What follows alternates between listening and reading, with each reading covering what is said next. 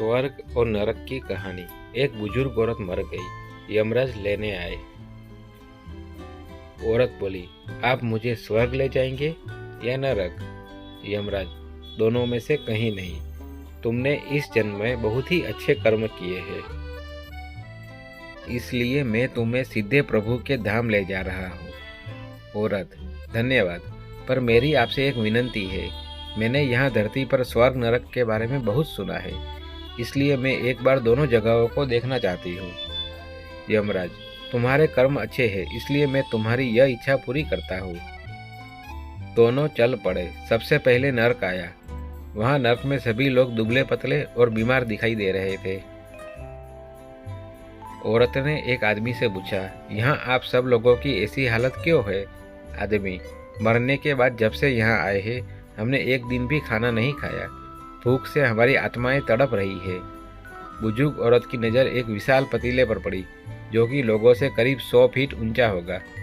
पतीले में से बहुत ही शानदार खुशबू आ रही थी। औरत, इस पतीले में क्या है? आदमी, ये पतीला बहुत ही स्वादिष्ट खीर से भरा रहता है। ये पतीला 100 फीट ऊंचा है। हम में से कोई भी उस पतीले तक नहीं पहुंच पाता। यह सुन बुजुर्ग औरत को उन पर तरस आ गया। सोचने लगी, बेचारे खीर का पतीला होते हुए भी भूख से बेहाल है। शायद ईश्वर ने इन्हें यही दंड दिया होगा।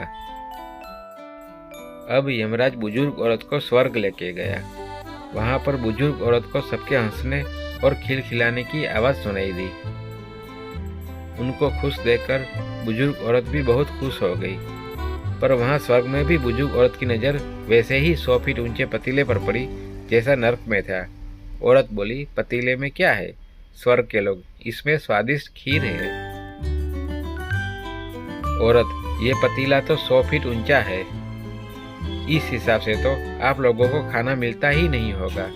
पर मुझे तो आप सब बहुत खुश लग रहे हो, ऐसा कैसे?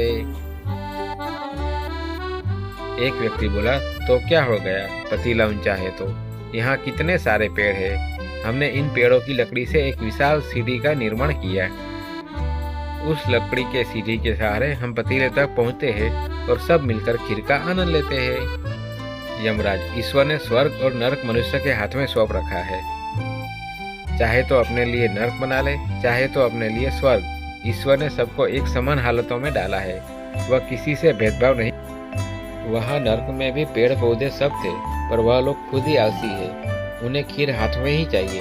वह कोई कर्म नहीं चाहते। यही तो ईश्वर की बनाई इस दुनिया का नियम है। जो कर्म करेगा, मेहनत करेगा, उसी को मीठा फल खाने को मिलेगा। स्वर्ग के सपने छोड़ दो, नरक का डर छोड़ दो।